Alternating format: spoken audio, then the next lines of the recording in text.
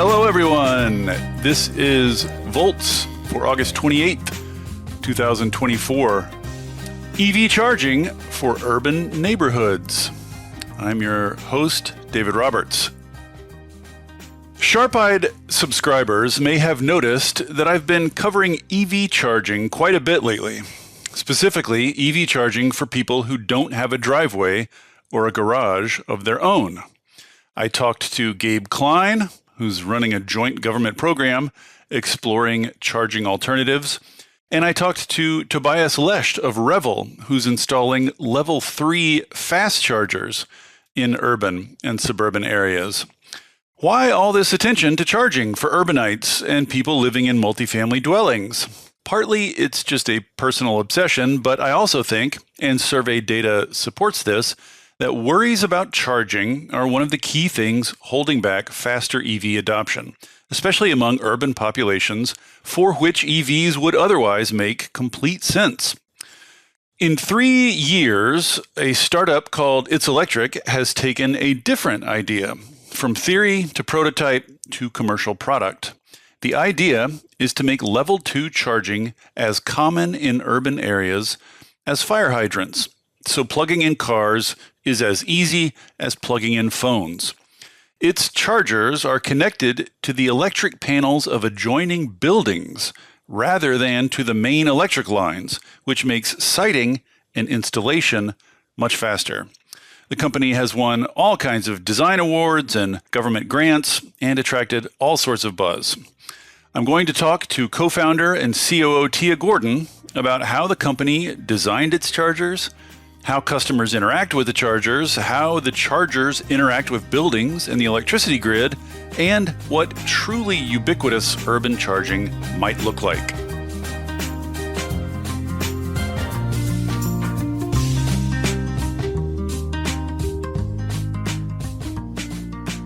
With no further ado, Tiya Gordon of Itselectric, welcome to Volts. Thank you so much for coming. Hi, David. It's so great to be here. Thank you for having me. So the model here is you put a little EV charger on an urban sidewalk, and it's connected to the adjoining building from which it gets its electricity rather than connected to the main electric line. I have questions about all parts of that, technical questions, economic questions, but you are a design person. That's your specialty. And I'm a sort of like dilettante design geek. Love thinking about it, love talking about it. So let's start there. You approach this thinking, let's make charging ubiquitous. Let's put little chargers everywhere. So the very first questions you confront when you think about that model is, how do we design them? Design questions are paramount here, I think. So when you approach this, what are the sort of design guidelines or parameters or principles that guided you here? Absolutely. And I'm thrilled to be having this conversation with someone who appreciates design and also appreciates level 2. We call ourselves Team Level 2, so maybe we can pull you into that group with us. So in a nutshell, design matters. And people don't understand how much design matters until it's absent. And the best analogy I can give for that is my own experience in terms of entering the foray of EV charging. My background was in design and technology, public-facing tech. I did not ever think that I would work in electric vehicle infrastructure. What happened was I was living in New York City. It was the pandemic. I lived in an apartment, and previously all safe forms of transportation, public transportation, became unsafe. And so I had to think about how I would safely transport, at the time, my 5-year-old. How I would be able to reach family members who worked in the hospital systems in upstate New York if something terrible happened to them. And so I looked at getting a car, and this is the first time I ever contemplated such a thing as a Brooklynite. And I made like this list, and it was on my desk, and it was written in a Sharpie on a piece of grid paper. And it said, new question mark, used question mark, EV, circle, circle, circle, question mark, question mark, question mark. And I had to immediately eliminate electric vehicle from my potential options because there was literally in 2020 in Brooklyn, no place to charge it. Mm-hmm. And I thought that was probably not the best sort of news, given that we're supposed to be transitioning as an entire country to this new form of clean energy. And I'm in one of the most densely populated cities, and I literally can't find a charger. So I started looking at charging, and literally the first words that came out of my mouth are now on our website. And I said, why are these all so big and bad and ugly? You're referring to other level 2 chargers, right? Because the curbside level 2 chargers are not a brand new thing. There are others around, other companies doing that. There are others installed in places. I mean, they exist. Yeah, in 2020, though, like the flow chargers that we have now in New York City, there's 100 of those. Those were not yet installed. The only precedent that existed was like a very early program that was happening from Seattle City Light, where they were putting chargers through a company called EVSC on utility poles. So there actually wasn't any curbside charging in the US. LA had not yet started to put their flow chargers onto light posts there. It was just all we saw were these sort of very, janky solutions that, in my opinion, and both L2 and L3, they all look like gas pumps. Yeah, they're big and they're kind of gangly, and we'll touch on this later. But they have the cords hanging off them. Yeah, which is just there's no way to make that look tidy, especially if it's used frequently. You know what I mean? Like cords flinging everywhere are like an invitation to messiness and theft and, sabotage and everything else. Yeah. So if you'll permit me to geek out on the design front with you, there's this term in design called skeuomorphism. And it's one of my favorite things to talk about because it's like, why does the folder on your desktop look like a folder and not like a cookie? Right. It looks like a folder because you know that you put stuff in folders. Right. And so why does this first generation of EV chargers look like gas pumps? And it's because they want Americans to go like, I'm gesturing my arm up really high and I'm pulling it away and I'm putting it into my car. They want Americans to feel comfortable with this transaction. Right. But charging an EV is far more akin, as you said in our intro, to charging a phone. It's just you're plugging in a socket. What did you take from that? The ugliness of existing, the ugliness of the existing available options. So, ugliness is one thing. That was your word, by the way. But, no, it's my word. It's my word. Okay. I think we agree.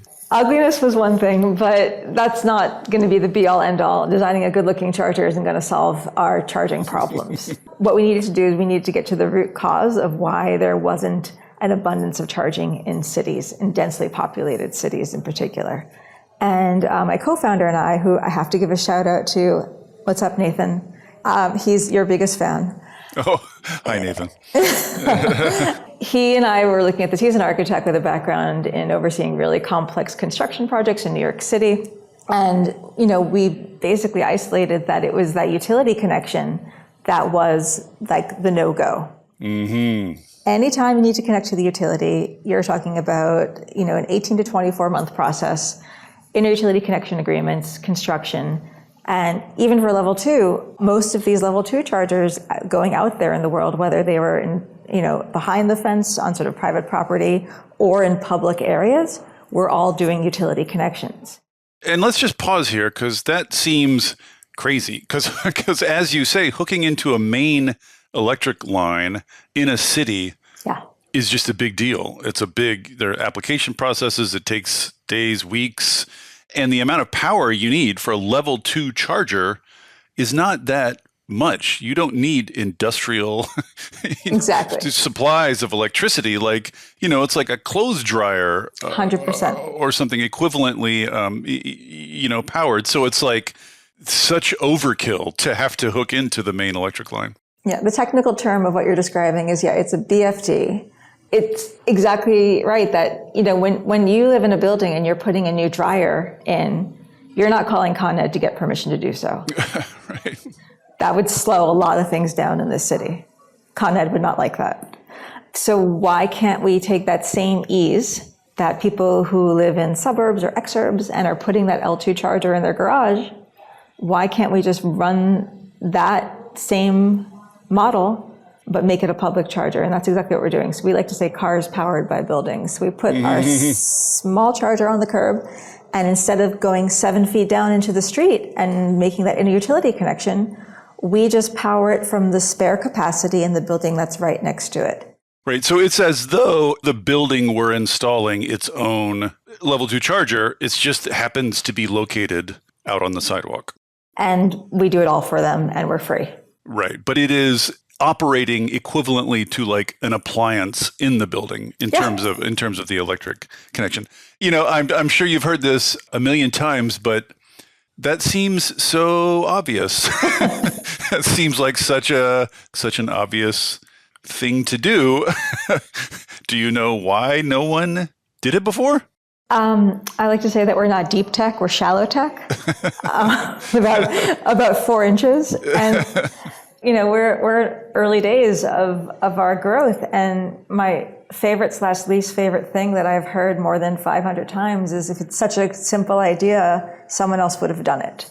Yeah. We're kind of in that moment in the clean energy transition, I feel like, in a lot of different areas where there are still lots of relatively obvious ideas laying around that no one's picked up yet because it's all so, comprehensive and it's so new. It's just like there's just lots of stuff where no one's looked yet. Mm-hmm. But we skip past the design too quickly. So let's talk for listeners, describe for listeners. So, I'm picturing a Brooklyn street, let's say a row of row houses, a very familiar icon of Brooklyn. And then out in front of one of the row houses is a little charger on the sidewalk next to the curb. What does it look like? It's adorable. It's about... Our first model is called the Brooklyn 718, and it's about 3 feet and change tall and about 8 inches wide. So it's a little silver cylinder that sits on curbside, and it's sort of like the fire hydrant of 2024. We actually partnered with Billings Jackson Design, a great industrial design firm, friends of the company, to help us design this. And we chose them. They're the ones who've designed like all of those really sleek new bus shelters in New York City, like the nice ones. Yeah. And we chose to work with them because they've already put 4,000 pieces of electrified street furniture in New York, and they know how to produce a design that can endure. So a little bit more than 3 feet tall, a little more than 8 inches wide. That's like the size basically of a bollard. Yeah. It looks like a silver bollard. It does look like a silver bollard, yeah. You see bollards all over the place in the city. Like it's very unobtrusive, I would say, visually. But, I guess listeners are no doubt wondering now, if it's just 3 feet and it's just a bollard, how do you plug in? What's the interface like? Exactly. So, what's absent is the cable. Right. It is literally just a socket and a little invisible RFID. This is also really important in terms of simplicity of the design. We didn't want anything that was going to face NIMBYism, where people didn't want advertising on their blocks, right? Right. They didn't want things that were just sort of, we thought about the cities that we love. We thought about the blocks that we love. Right. And we wanted to design something that just blended in. So we are the only company in the United States to offer what's known as a detachable cable solution, or BYOC. Bring your own cable, just for people who are not in the lingo. Right. So there's no cables hanging off the charger. You bring your cable. You plug your cable into your car and into the bollard. Mm-hmm. So where do drivers get cables? Yeah. So I like to say, bring your own cable, not weird, just European. And we give you the cable. In EU, UK, Nordics, the cable comes in the car. So even if you buy a Polestar here, the cable comes in the car. Right now in the US, the only cable that comes in that car is that level 1 trickle cable that you can use for your garage. I was going to say, I feel like I got a cable in my Bolt, but it wasn't level 2. No, you got an L1, exactly. So US OEMs are not yet including level 2 cables as standard in their cars? Not yet, but Rivian just moved the position of their charge port to accommodate curbside. Hey. So right now, getting back to the interface with the charger, there's no touch screen. Nope. There's no knobs. There's no real interface. It's just your phone knows it's there and interacts via an app on your phone, right? Yeah. The ideal scenario is you park and you charge. You're charging where you already park at night. There's a whole side of the conversation we have to have going back to level 2 about how extended overnight charging is the most scalable and the most sustainable solution for charging in this country. And I have a million, we can sub this whole conversation just like an L2, L3, like lightning round together, which would be very satisfying. But the user experience is you drive back from wherever you are, you park your car within a quarter mile of your building, which is usually what you get in a city like New York or Boston or Philly or DC. The cable's in the car, it's super lightweight. You take it out, you plug into your car, you plug into the socket, and then you either activate the charge on your phone or you have an RFID card and you just tap and you walk away. We're literally trying to take everything that was grody and annoying and frustrating. I'm kind of like fresh off of the energy of the speeches from the DNC this week. And for lack of a better term, like Itselectric and the name and the brand and what we represent, we want to be like the sunshine and we want to be like the disco that EV charging so badly needs right now. Yeah, a little flash, a little ease, a little, like the iPhone replaced all those clunky smartphone interfaces. So if I have the Itselectric app already installed, the charger is going to know me just from me being near to it, so I don't have to... It's honestly like, also from my background in tech, it's even dumber than that. Your favorite chargers, you have it ready to go, you open up the app, your favorite charger is already the one that's, because you're never going to get necessarily the same charger, 2 chargers in a row. Mm-hmm. It depends. This is public charging, this is on-street charging. Right. This is a brave new world that we're entering, but it's one that we just need chargers everywhere. We need to be able to find that charger and park. And these are going to be just, the next question that naturally happens is, how do we enforce? How do we make sure these spots are dedicated for EV charging? And the good news is that cities like New York and LA and DC and Boston are already making sure that wherever there's that public charger on curbside, that's a dedicated EV charging spot. I have questions about that later when we talk about how you interact with the buildings and what the arrangement with the buildings is. But just one last question about the chargers itself. There's no interface, there's no touch screen, there's no knobs, there's no moving parts. So there's nothing, I don't want to say like sabotage or vandalism is completely not a problem. I'm sure the residents of New York City will figure something out, but there's not that much that can be done to these, right? There's just not a lot that you can break on them. Have you had any problems at all with vandalism? The worst thing that's happened is someone put a sticker on it. I'm sure they'll all be covered with stickers before for too long. No, but wait for it. The sticker was a custom sticker that someone made about EV charging etiquette. That's hilarious. Yeah, this is when we were piloting in New York City, and someone wanted to make sure that people weren't just like camping out there for days. Yes, that's an issue. So one more thing about the cables, though. Your long-term business plan is assuming, I think, that everybody's going to have their own cable eventually. But right now, when people sign up for the app, you mail them a cable. That strikes me as not an insignificant expense. Like, how bad is that? And how big of a difference will it make when things become more? No, it's actually not. There's 2 sides of it. Right now, as easy as you can, people Uber Eats a salad every day. I can get you a cable. It's last mile delivery in cities. We're really excited. We're working with a lot of different partners on this. We're working with, 3 wheels, 2 wheels. It's very easy to get these cables out into people's hands. They also come in our very stylish tote bag. Are the cables themselves, they're pretty simple, right? They're pretty cheap. Super simple, super cheap, super lightweight. Right now, again, these are an existing product. They're all just black that are the standard market that happens overseas. But there's also this world where we're going to be making some of our own cables. So people will get to choose the blue one or the pink one. Oh, fancy, customized The Volts one. Yes, Volts branded cables. Mm-hmm. I'll finally get into merch. Exactly. You mentioned 3-wheelers and 2-wheelers and such.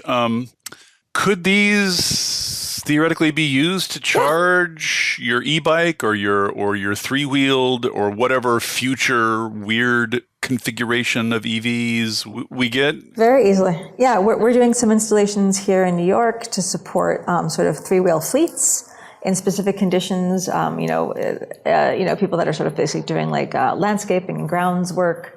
It's a very flexible opportunity. It's not just for four wheels. Like it's very flexible, and we're designing it to be able to expand even more so if needed. But right now, it's a standard L2 port, and that covers all our bases. Yeah, like do e-bikes use level 2 charging? Like can you just plug a level 2 cable into an e-bike? Is that? Side tangent, e-bikes are, the battery swapping model is the better solution for e-bikes. So there's amazing companies like Puff Wheels that are doing pilots here in New York City, and they're bringing sort of the models that are already successful in Asia to the US. So yeah, we could charge an e-bike, we could charge an electric wheelchair, but right now we're really focused on like three main cohorts of transportation. That's private vehicle drivers, that's rideshare, very important to underscore rideshare, and then also fleets. Right. Well, let's talk about site selection then. So what does it take for a building to qualify here? Like what are the sort of tests or metrics that you use when you assess whether a building can get a charger in front of it? I mean, if I'm thinking of this like installing a clothes dryer, I can't imagine a building that couldn't handle a clothes dryer. So can all buildings do this, or are there any that are off limits to you for some reason or another? I mean, most buildings have that spare capacity. Our first pilot site in New York City was an old credit union building from the 1980s. Last time that panel was upgraded was probably in the 90s. And we powered 3 chargers off of it without a problem. And we ran that pilot for about a year. And that was in Sunset Park, Brooklyn. What we do is buildings sign up. We have a wait list on our website, itselectric.us, and then there's a button. So the buildings come to you? Right now, they come to us. Right now, we just announced our newest city last week, Alameda, California. Within literally like 72 hours of the announcement, we had over 100 buildings signed up. It's really if you build it, they will come. People want to be able to charge on their blocks. They do not, I like to say, I don't want to have to spend 6 hours in a Walmart parking lot, and neither should you. Well, I totally get why drivers love this. It's what the buildings get out of it that I want to hone in on. So you hook into the building's electrical panel and then basically just put an extension cord out underneath the sidewalk, coming up into your charger. So how does paying work? Because you're consuming some of the building's electricity. How does the payment work? Yeah, the abstract that you described is absolutely correct, but the nuance is that we put a sub-meter on that building's wall so that any electricity used by the charger is separately metered and paid. So the building's core electricity bill never goes up. So the sub-meter is like a separate bill that we pay directly. Got it. So the building, if they sign up and you choose them, you come in and install the charger, which sounds very simple. That takes 2 days. 2 days. Wild that anything infrastructural happens in 2 days. And then, you put the sub-meter in, you pay for the electricity you take out of the sub-meter.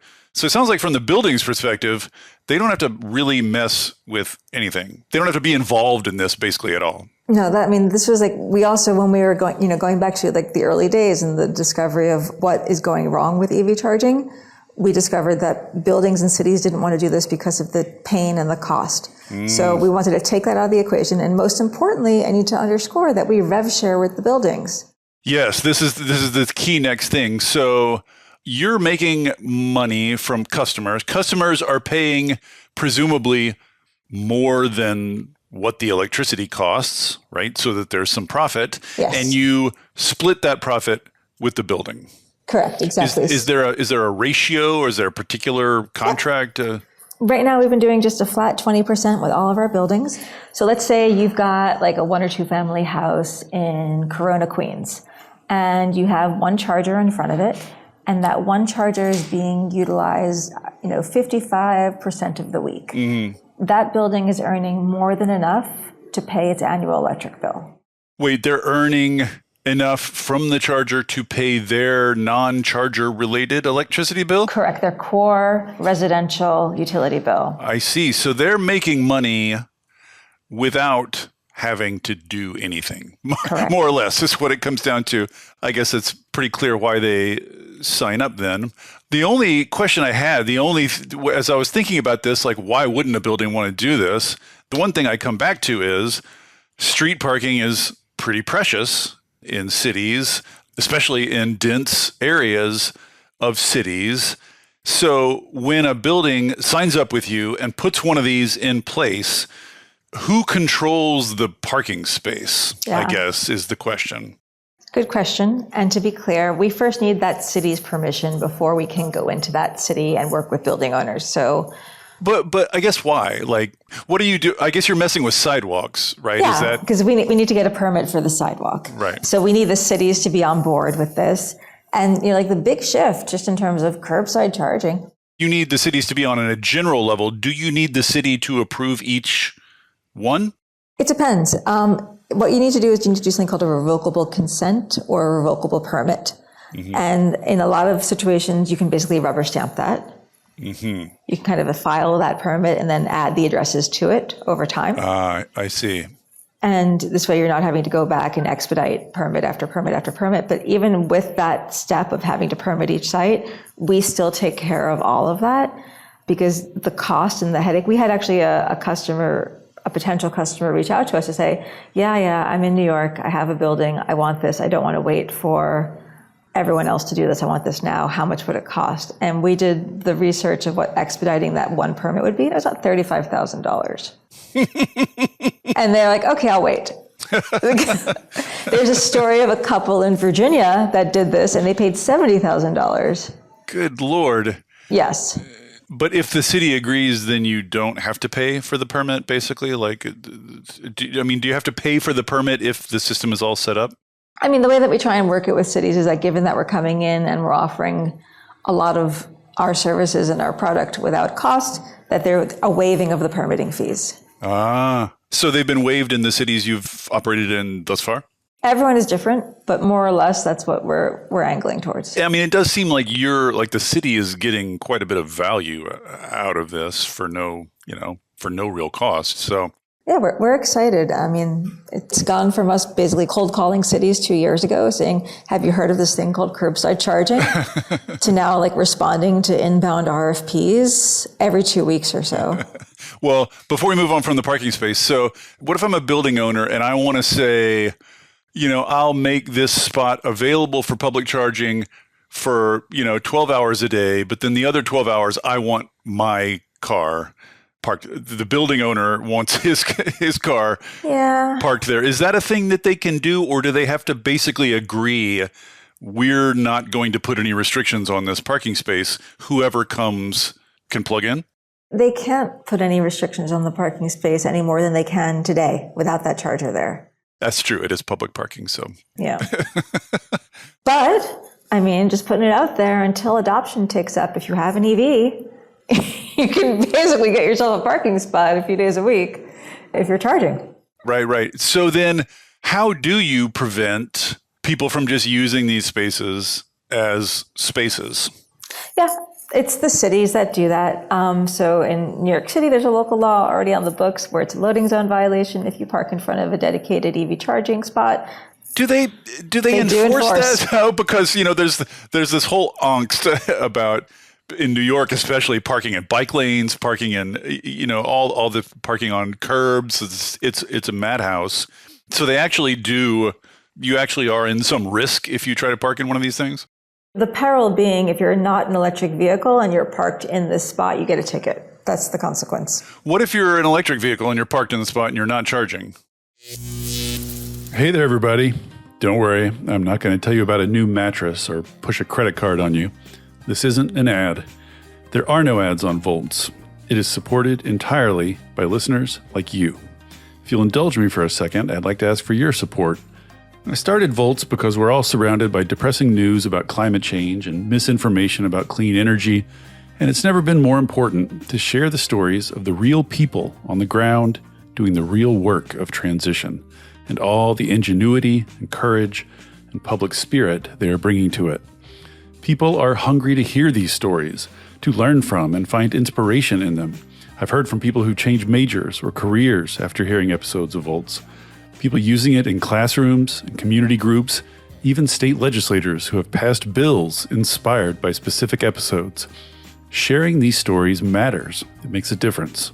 If you have found value in it and want to help me continue doing it, I hope you will join the community of paid subscribers at volts.wtf. It's about the cost of a cup of coffee a month.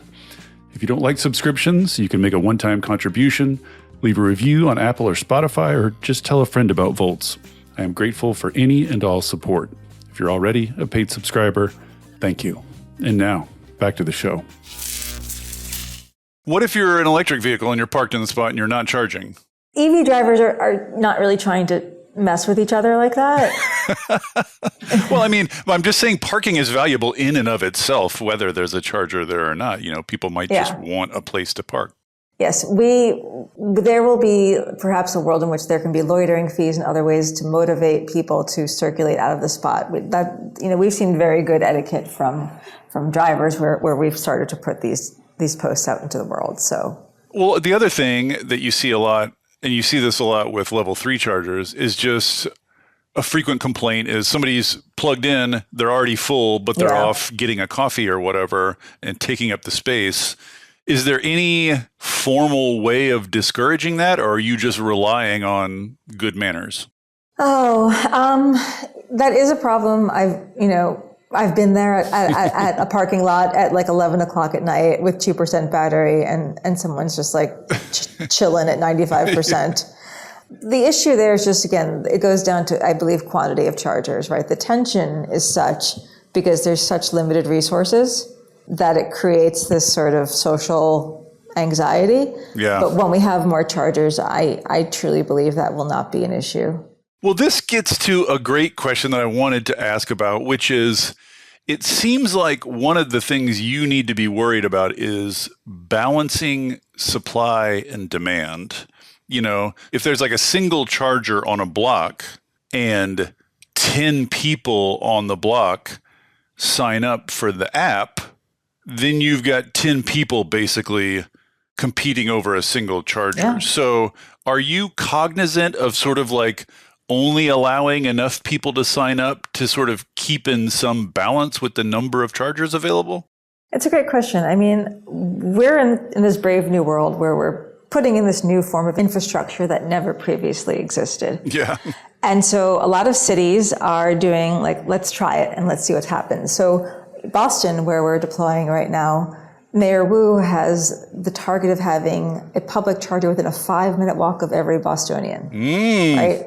But we're going to start with a couple of hundred, right? Right. I guess my question is, how do you keep those couple of hundred from just getting swarmed? That's the best possible thing that can happen. Because when they are swarmed, we can demonstrate the demand. Right. We can curate the location of these chargers to the actual lot that signs up for us. That's the beauty of what we're doing here, is that when you are making utility connections, they have to tell you where those connections can be made. You just can't put chargers anywhere. Whereas we can literally put them anywhere where there's a building and a curb. So if we see demand go really hot and really light up in one particular area, we can quadruple chargers in that area. Right. And not have to go through any barriers in terms of coordination with utility. So boosting supply to meet demand is relatively easy for you. It's not you can move pretty quickly. And so I meant to ask about this before when we talked about permitting. You need a permit to go into the sidewalk, but you don't have to mess with the utility at all? Nope. Like you don't have to, there's no utility involvement in any of this? What a blessing. I mean, no offense. Wait, yes, offense to utilities. You don't have to contact them or get them involved in any way? I like to say that even though we don't rely on utilities, we want to make sure that they're aware of us. So, we have letters of support from a large number of utilities in this country. We're working with certain utilities on both coasts on pilots that are very, very specific, that utilize our behind the meter approach to put charging where otherwise it would be a very low priority for them to get charging. And we can get there faster. And the reason why utilities like us is because we are helping them offload that overnight inventory. Going back to let's go back to L2. L2 can do that slower overnight charge, and we can help with the balancing of demand by pushing more people to that overnight charging. So utilities are happy because I don't know about you, but I get alerts from Con Ed on my phone every summer, especially this summer, telling me to reduce my energy consumption because it's 95 degrees out. So I'm sure you've gone there already in your head, but when you have uptick in adoption, we cannot have 700 New Yorkers do a fast charge on a Saturday in July. Yes. This megawatts of power that are unaccounted for right now. Yes. So level 2 is just, even if you had 10 of these on a block and they were all in use simultaneously, would that still not be enough power to basically be any kind of threat or problem? No, there's easily, on an average city block, 60 buildings, 3 units per building. So you're looking at, let's assume that 1 out of those 3 has an electric dryer. Right.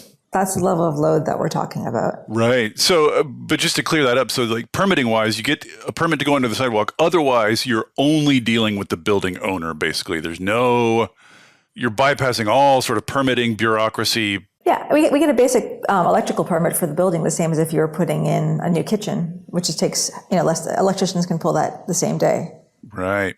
Interesting. So one of the things I was going to ask is whether the chargers themselves have any intelligence built in such that they're communicating with the grid, such that they can shift demand around and all that kind of stuff. But it occurs to me, when you're talking level 3, to get back to the level 2, level 3 thing, when you're talking about level 3, you need that because you're talking about such massive quantities of power happening. Mm-hmm. But maybe in level 2, you just don't need it. It just doesn't matter. Do you have any of that stuff built into your charger? Yeah, our back end has load management, so we can easily turn up and down in terms of demand. We just want to make sure that driver wakes up with that full battery. If more of the charge happens earlier versus later in the evening, those are the things that we can start to control. So you do have some control then over the shape of the demand curve coming from your chargers. Yeah, and we also participate with different utilities in sharing data with them to help anticipate, help project, and help find ways that we can scale charging in a very sustainable way. L2 overnight is it's the path of least resistance. It's right in front of us. It's available to us now. Yeah. But do you participate in any demand response programs or anything like that? We are working right now on advancing an application we have for the first urban vehicle to grid for curbside. Oh, feeding power back from the cars into the grid via your chargers? Exactly. So think about how when we have brownouts, right? Yeah. Cars are just moving batteries. Yeah. And you'll just be able to push that back in and then provide that incentive to the driver for pushing their energy back into it.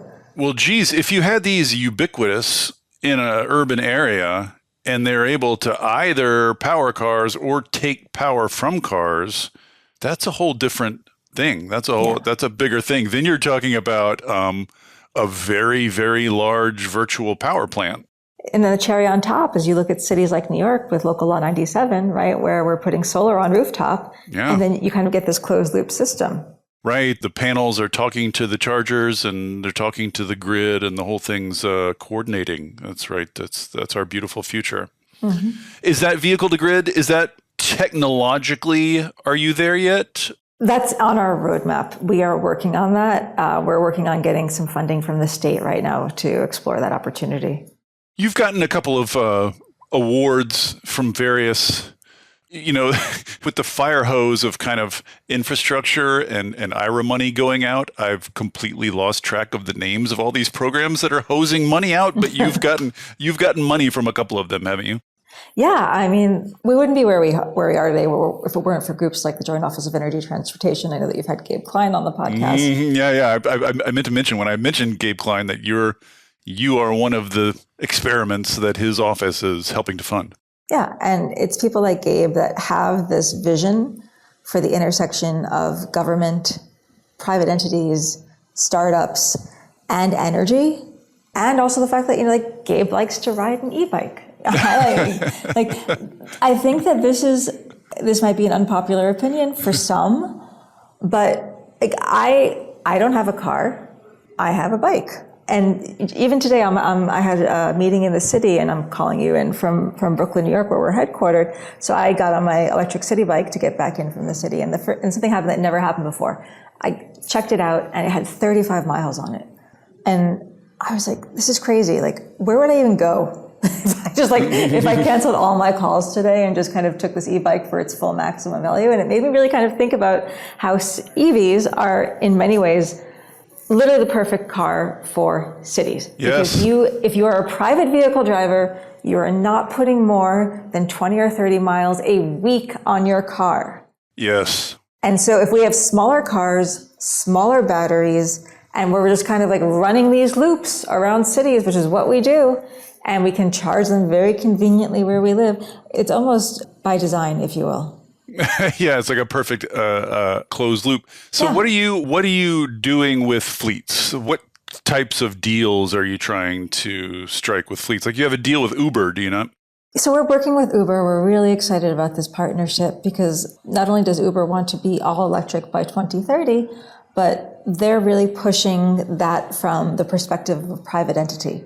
Right? There's not pressure that's coming on them from government to do this. They're doing this because they see themselves as a sustainable platform of the future. And where we come in is that Uber drivers, most of them, if you look at a city like New York, they don't live in Midtown Manhattan where the chargers are. Yeah. They live in Jackson Heights. They live in Flatbush.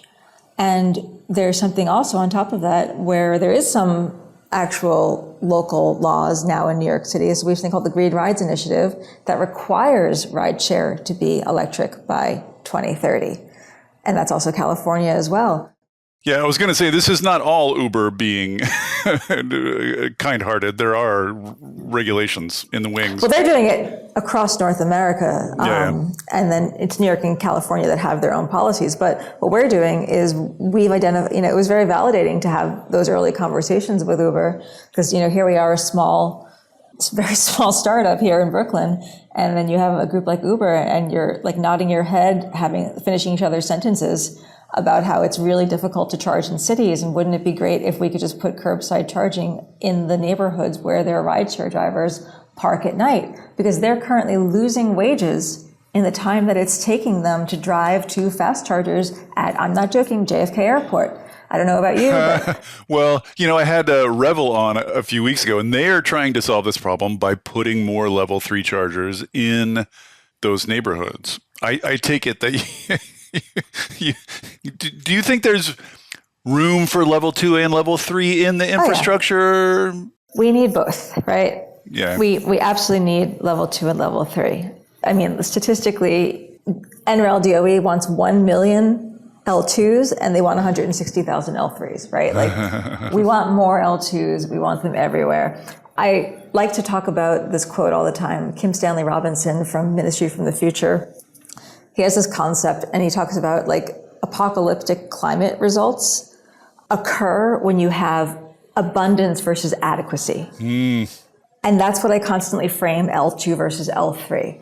I don't need to do a level 3 charge for my day-to-day work here in New York City. If I'm going on a road trip, if I'm going across states, absolutely. Right. But like a 4-stall fast charger uses as much energy in a month as a 300-unit apartment building. So again, Con Ed alerts on my phone, stop using energy, Tiya. Yeah. L3 charging. And just dealing with utility, dealing with a lot more permitting and siting issues and all that stuff. So what is the deal with Uber, though? Like, I see from their point of view why they're excited all of a sudden, why they're excited that a bunch of L2 chargers are going to be springing up in the neighborhoods where their drivers live. What are they doing for you? Yeah, so they actually came in. We just raised a round of investment, and they came in and they helped to lead that round. And the round was co-led also by a great group called FailUp, which is a Nordic fund. And it was the funniest conversation when we met them, because we're like, hey, this is what we're doing. We're doing this in New York. And they're, of course, from Finland, and they live in Helsinki. And they're like, of course you need charging everywhere. You're telling me that you don't have this? Yes, it is a pretty obvious need. Am I right in assuming that in a place like Norway or whatever, or maybe most European countries, that curbside charging is already it's everywhere. Everywhere and ubiquitous? Like this is Yes. none of this would surprise a European at all. No. My summer vacation has been made up of me sitting in my office working very long hours and people texting me photos of curbside chargers from across Europe. While you slave away in Brooklyn. What about fleets? Are you trying to specifically strike deals or do offers with fleets, or are fleets like permitted to use your chargers? Do they have to do any special deal with you? How do you interact with fleets? Yeah, I mean, fleets are private, they're public. Right now, the way that we're interfacing our earliest arrangements with fleets is through when city agencies have fleets, where often those drivers take their car home at night. Mm-hmm. They're not being left in a depot. So that's a very obvious case for us. That's a very clear demonstration of where our technology is a fit. And then there's also sort of larger moves we can do. I can't go into a specific detail, but there's companies that manage the payments for fleet transactions. And right now, all of these fleet drivers have a gas card. Right. And so how do you convert a gas card into an EV charging card? So that's where So that's, the payment side of it is interesting because, fleet drivers put all their miles on this specific card that then is processed and data is processed and they do whatever they do in the world of fleet management. And so, that's also where we're trying to help find our solution to be able to fit in with what they're doing. Like it would be integrated into your app somehow or not even that. It's just more like us getting into their platform, them battle testing us, them saying, you guys check all the boxes and you can be one of our fleet solutions. Have any of these, I'm sorry, this just popped into my head, but have any of these been hit by cars yet? Not yet, but I'm curious who would win in that encounter.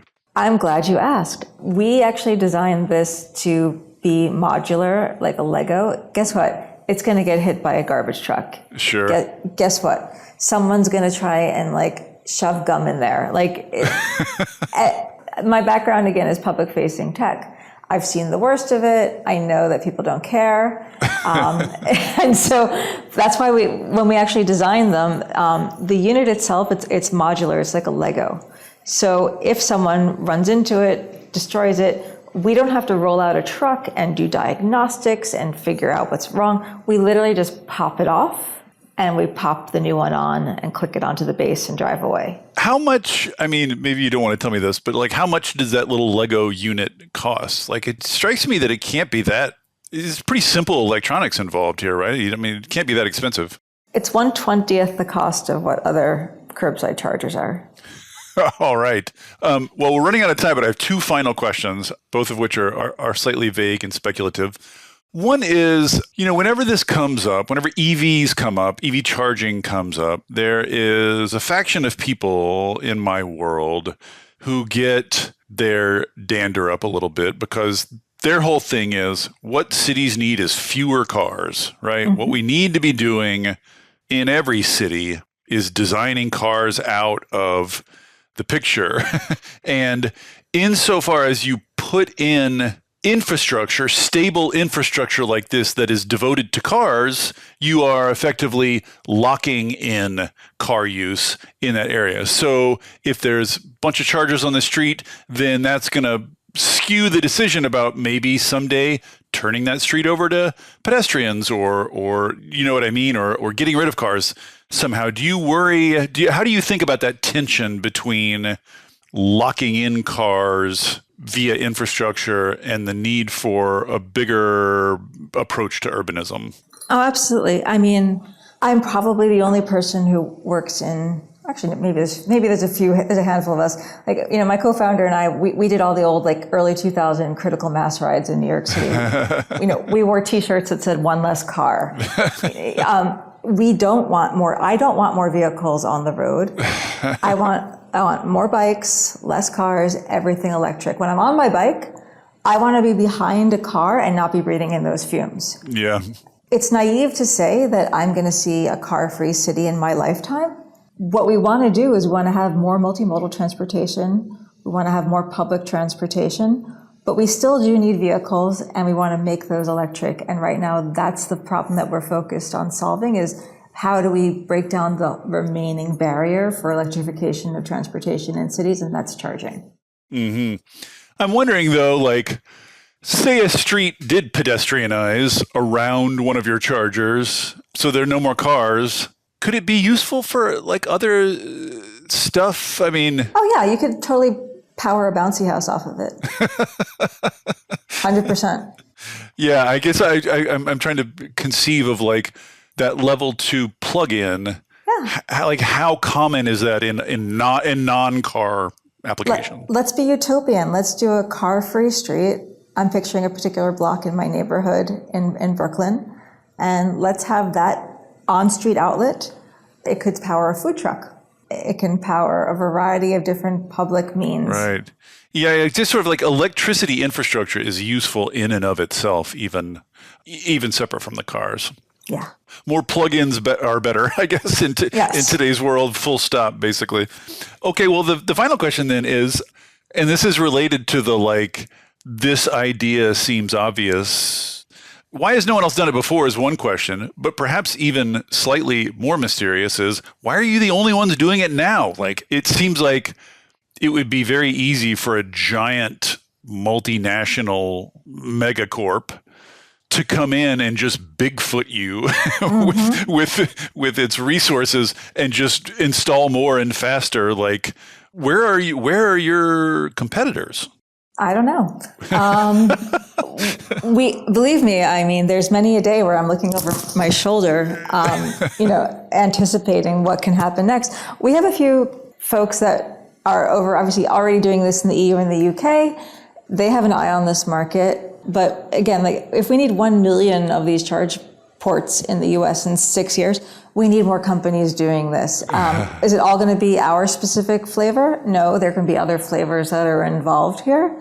But we do want socket-based charging to be ubiquitous. It'll be, far more common, far more understood. However, we're definitely the first ones that are out there. And there's always going to be that first mover, and that's Itselectric in the US. I meant to ask, first mover where? Like, where are you now? Yeah, so we did our first pilot in New York City.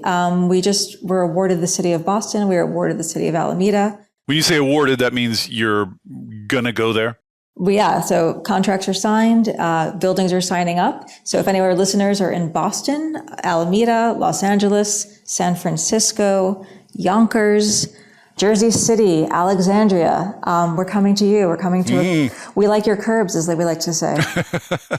I mean, are you worried at all about like scaling up fast enough? Like, do you have scale? Just seems like the kind of thing that once cities get wind of it, they're just going to be like, duh. Are you worried at all about being swamped a little bit, about being overwhelmed? I thrive from being swamped, so I'm okay. But that's also why we did just raise a bunch of capital so that we could meet the demand that we see coming towards us. Interesting. I'm just thinking also about all these types of land use or these areas that aren't quite dense urban, but aren't quite like exurban either. And I wonder, there's lots of like single family residences that have spare electrical capacity as well. Is there any reason, like, I live in like, I guess what you'd call an inner ring suburb of Seattle in a single family home. Is there any reason I couldn't put one of these out in front of my house and just let my neighbors use it? Like, is anyone doing that? No, I mean, again, like once we have that city's permission, we're happy to put chargers where that demand exists. We were surprised from a lot of the signups we got. We thought we were only going to get those super dense cities, But you forget that you have so much street parking happens from conditions of, let's say, landlord and tenant. Yeah. You have college students. Yeah. We get a lot of demand from sort of like the hub and spoke of major college areas where there's tons of street parking because of that student rental population. So there's a case for us to be in less dense neighborhoods than we once projected. We really thought we were only going to be sort of clustered in the Northeast when we got started, but we're already in Detroit as well, I should mention, and also West Coast. This is fascinating, Tiya. Thank you so much. I mean, what a fun time for you here. Like, first mover in such a rich market. I hope you're enjoying yourself. Thank you, David. It's so nice to talk to you. Thank you for listening to Volts. It takes a village to make this podcast work. Shout out especially to my super producer, Kyle McDonald, who makes my guests and I sound smart every week. And it is all supported entirely by listeners like you. So if you value conversations like this, please consider joining our community of paid subscribers at volts.wtf, or leaving a nice review, or telling a friend about Volts, or all three. Thanks so much, and I'll see you next time.